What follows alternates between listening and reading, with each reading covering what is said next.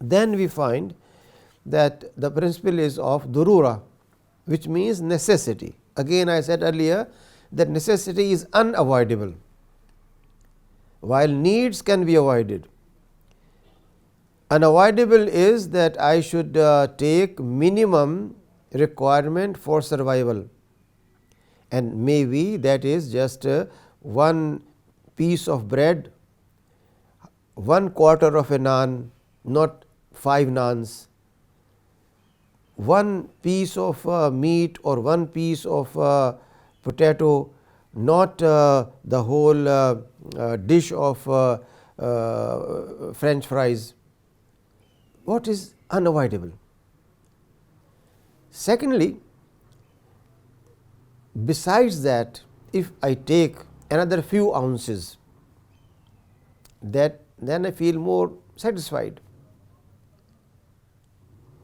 So that can be avoided. This cannot be avoided.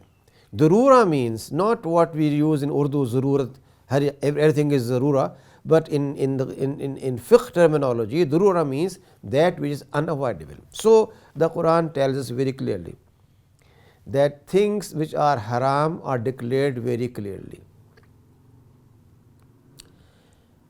Quran declares that the meat of pork or the meat of an animal which has died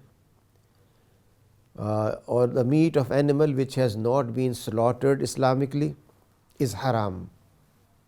We know that from our childhood. But suppose a person, because of any calamity, say it's a plane crash or a sinking of ship, ends in an island where he finds nothing to eat, but there are some animals there which are not known to him, and he is not sure whether they are halal or haram. But if he is on the verge of dying, should he die without eating, or he must save his life? This is Darurah. Therefore, Darurah means what is unavoidable. In that situation, for that period of time where it is unavoidable, it becomes permissible. Permissible means mubah. But once that difficulty is removed, once he finds some people rescue him, or once he finds a means of coming back to normal society, then this person cannot. Suppose a person remained on a island where there was nothing else but what is prohibited, and he was there for 2 months or 3 months or 6 months. Then some airplane spotted him and he was rescued and brought back to his home. Now, should this person keep on eating because he has been used to that and he likes the taste and he enjoyed that for 3 months? Therefore, Darurah means only when it is unavoidable, not beyond that, not a single ounce more than what you need to survive. Then I earlier mentioned about the child who is just 6 years and the child who is adult. That is called Taklif, capacity to bear. If a person does not have the capacity to swim, has never been in water, does not know how to move his hands and legs in coordination when you are swimming, and you say that I fine you 10,000 rupees because you did not swim in the river. Naturally, if he does not know, how could he swim? Therefore, all Sharia ahkam are based on taklif. Then Sharia ahkam are also based on certain divine considerations which we call takhfif, lightening of the burden, because human being, all of them are not strong.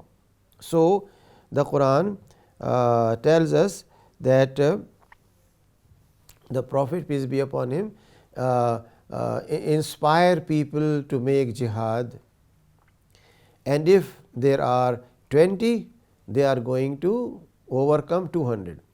And then later on says, Allah now reduces the condition for you. If they are just 100, they will overcome 200, which means there is a variation 1 to 10 or 1 to 1 depending on a given situation. Again, does not mean relaxation, again does not mean that take things easy and never consider them important, but with due importance considered, there can be situations where some things can be reduced. Say for example, there is prayer which is fard, obligatory. There is prayer which is sunnah. There is prayer which is nafil. 3 varieties, 3 grades.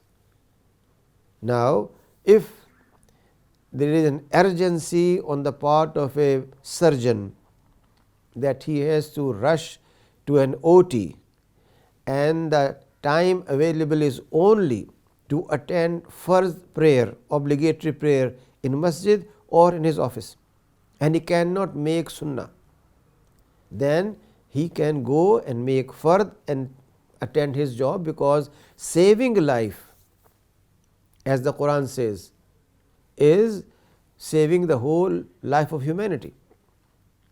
Therefore, a bigger objective persuades him to leave a very important aspect of making sunnah.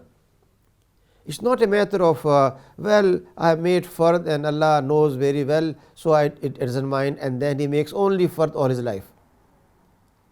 Therefore, the shades of importance are there, but at the same time there is a reduction or takhfif.